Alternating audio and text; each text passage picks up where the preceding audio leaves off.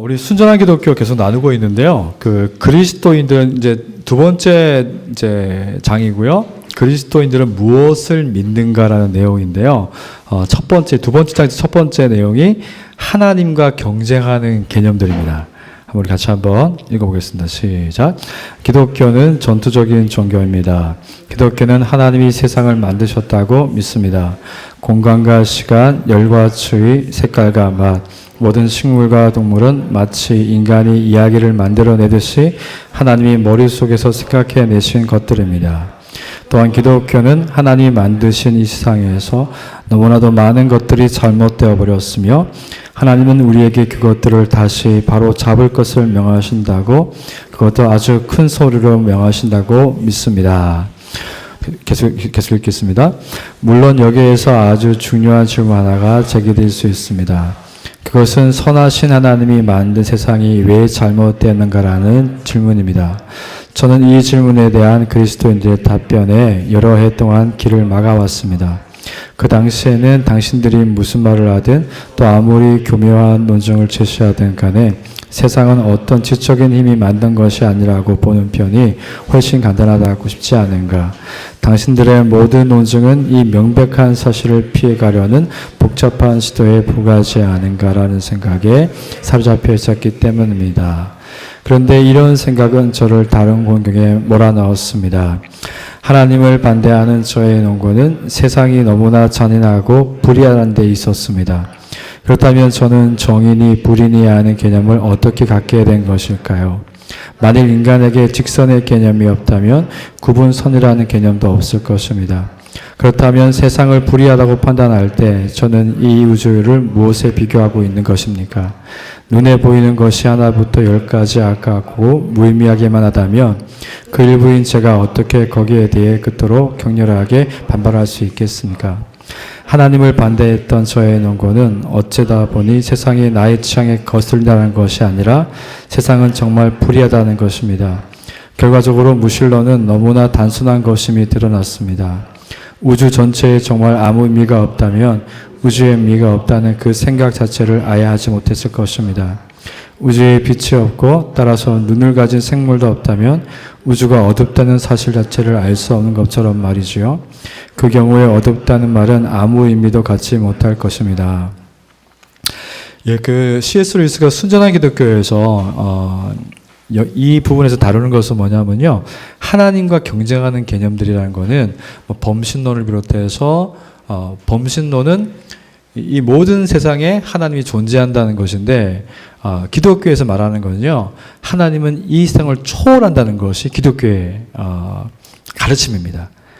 그리고 그 초월하신 하나님이 아들 예수 그리스도를 우리에게 보내주셨다는 거예요. 그게 놀라운 거죠. 하나님은 이 세상에 충만하시지만 어떤 자연의 한 부분이 아니라 이 세상에 충만하시다는 것은 하나님이 이 세상을 다스린다는 의미이지 하나님이 이 세상의 이제 일부가 아니라는 것이죠. 그래서 이제 그 범신론이라는 것은 하나님이 이 세상의 일부다 해서 그래서 이 세상의 일부이기 때문에 우주도 하나님이 될 수 있고 우리도 하나님이 될 수 있고 나무도 하나님이 될 수 있고 모든 것이 신이 될 수 있다고 믿는 것이 범신론이죠. 그런 범신론도 기독교가 될 수 없고 참된 하나님이 될 수 없고 또 무신론도 그렇고 그래서 이 땅에 기독교가 말하는 참된 진리 외에는 모든 것이 사실은 참된 종교나 하나님이 될 수 없다는 것을 이제 이야기하는 부분이고요. 두 번째는 하나님의 침공이라는 건데요. 이런 잘못된 사람들의 생각에 잘못된 비질 가운데 하나님이 어떤 식으로 다가오신지를 이야기하는 것인지 같이 한번 읽어보겠습니다. 이처럼 무신론은 단순하게 그지없는 것입니다. 그런데 무신론만큼이나 단순한 관점이 하나 더 있습니다. 그것은 제가 물탄 기독교라고 부르는 것으로서 하늘에 선한 하나님이 계시니 만사형통이라고 말하는 죄니 지옥이니 악마니 구속이니 하는 어렵고 무서운 교리들은 전부 제쳐놓은 채라는 입장입니다. 무신론과 물탄 기독교 이 두 가지는 전부 미숙한 철학입니다. 종교가 단순하기를 바라는 것은 쓸데없는 짓입니다. 실제 하는 것들은 어쨌든지 간에 단순하지 않기 때문입니다. 겉으로 보기에는 단순해 보여도 사실은 단순하지가 않습니다. 제가 앉아있는 이 탁자는 단순해 보입니다. 그러나 과학자에게 이 탁자가 실제 무엇으로 구성되어 있는가, 이 탁자를 구성하는 원자부터 시작해서 빛의 파장이 어떻게 탁자에 반사되어 내 눈까지 와닿게 되는가, 그것이 내 시신경에 어떤 작용을 하며 내 뇌에 무슨 작용을 하는가에 이르기까지를 물어보면 단순히 의자를 본다라고 일컫는 행동이 사실은 거의 끝을 알 수 없을 정도로 신비하고 복잡한 것임을 알게 됩니다. 기도하고 있는 아이는 단순해 보입니다. 만약 여러분이 이렇게 단순해 보이는 지점에서 멈추는데 만족하겠다면 좋습니다. 그러나 여기에 만족하지 않겠다면 현대세계도 대개는 여기에 만족하지 않습니다. 더 나아가 실제로 무슨 일이 일어나는지를 알고 한다면 무언가 어려운 이야기를 들을 준비를 해야 합니다.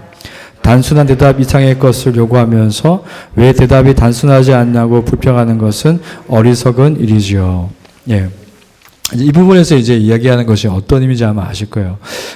이 세상의 사람들이 그리고 심지어 기독교인들조차도 우리가 믿는 기독교를 너무 단순하게 취급했다는 거예요. 그러니까 예수 믿으면 구원 받습니다. 이건 진리이지만은 그 진리가 내포하고 있는 많은 기독교, 흔히 말하는 세상에 철학이 있는 것처럼요, 기독교적 철학이 있거든요. 근데 우리가 살아가는 인생은 굉장히 복잡하죠. 근데 제가 저번에 문자로 이렇게 말씀 묵상을 나눴을 때 신앙 해체에 대한 글을 이제 나눴는데, 왜 신앙 해체를 선언하고 사람들이 교회를 떠나냐면요, 교회가, 기독교의 진리가 답을 주지 못하는 거예요.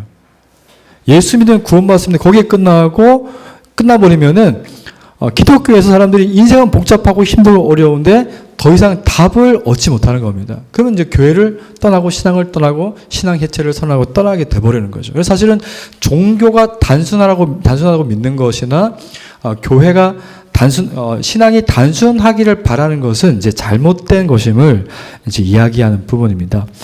계속 같이 한번 읽어보겠습니다. 그런데 의식적으로나 무의식적으로 기독교를 무너뜨리고 싶어하는 이들은 결코 어리석지 않음에도 불구하고 이런 태도를 보일 때가 아주 많습니다.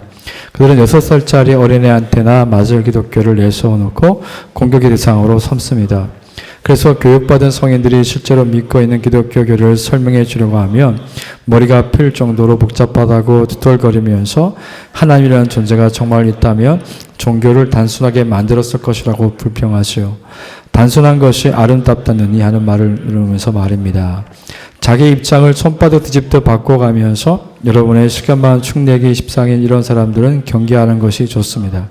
종교를 단순하게 만들 수 있다는 개념에 주의하십시오. 이것은 종교가 자신의 본성에 관한 절대 불변의 사실들을 공표하신 하나님의 말씀이 아니라 단순한 하나님의 발명품이냐 착각하는 데서 비롯된 개념입니다. 제 경험으로 볼 때 실제는 복잡할 뿐 아니라 대개는 기이하기까지 합니다. 실제는 말끔하거나 분명하지 않으며 여러분이 생각하는 바와도 아주 다릅니다. 사실 실제란 대개 여러분이 짐작할 수 없는 어떤 것입니다. 이것이 제가 기독교를 믿는 이유 가운데 하나입니다. 기독교는 여러분이 짐작할 수 없는 종교입니다. 만일 기독교가 우리가 늘 예상하는 것과 같은 종류의 우주를 제시한다면 저는 기독교를 인간이 만들어낸 종교라고 생각할 것입니다. 그러나 사실상 기독교는 인간이 만들어낼 수 있는 불의의 것이 아니합니다. 실제하는 것들이 다 그렇듯이 기독교에도 우리의 예상과 맞지 않는 기묘한 비틀림이 있습니다. 그러니 이제 미숙한 철학들, 지나치게 단순한 답들은 다 제쳐두기로 합시다. 문제 자체가 단순하지 않고 따라서 답 또한 단순하지 않을 테니 말입니다. 사실 그 C.S. 루이스가 순전한 기독교에서 다루고자 하는 부분에서 특별히 이제 우리가 무엇을 믿는지 이야기를 할 때요, 여기서 이제 하나님이 침공한다는 것은 하나님이 결코 단순한 분이 아니고 또 하나님이 우리에게 보여주신 계시는요, 사실 그 계시는 굉장히 지극히 일부입니다. 그 성경학자들이 늘 얘기하는 게 뭐냐면은 성경은 우리의 구원에 관한 하나님의 글이라고 표현하거든요. 그러니까 우리를 구원하기 위한 하나님의 계시, 드러낸 말씀 외에는 사실은 많이 감추어진 게 많습니다. 그리고 성경에는 우리가 이해하기 어려운 부분이 참 많죠. 그게 대부분 초월적인 하나님이 하신 일이기 때문에 그렇습니다. 우리가 이성으로나 우리의 경험으로나 받아들일 수 없는 일이 되게 많습니다. 그런데 C.S. 루이스가 말하는 게 뭐냐면은 만약에 내가 기독교라는 어떤 성경을 읽었을 때나 기독교와 성경을 읽으면서 그 성경 속에서 만들어낸 어떤 그 신학을 내가 보았을 때 그 모든 것이 이해가 된다면은 사실 그 기독교를 믿을 필요가 없다는 거죠. 내가 다 이해할 수 있고 내가 다 알 수 있는 것의 지식이라면은 사실 그거는 온전한 종교가 될 수 없다는 거죠. 마치 이런 거죠. 우리가 하나님을 온전히 알 수 없죠. 우리가 이제 나중에 주님이 오셔가지고 그분의 나라가 완성하실 때 우리가 그분의 다스림 받을 때 그분이 어떤 분인지 더 많이 알아가겠죠. 그래서 우리의 갈망을 크게 하신 이유는 사실 우리는 하나님을 우리의 갈망이 아무리 넓고 깊어도 그 갈망에 다 담을 수 없을 정도로 하나님은 크고 광대하신 분이거든요. 그래서 이 순전한 기독교에서 우리에게 요청하는 것은 뭐냐면요. 우리가 기독교인이 된다는 것은 진지하게 기독교의 진리에 접근하는 것이 필요하다는 겁니다. 여러분이 평생 신앙생활하면서 그것은 다른 말로 하자면은 주님을 알아가는 거죠.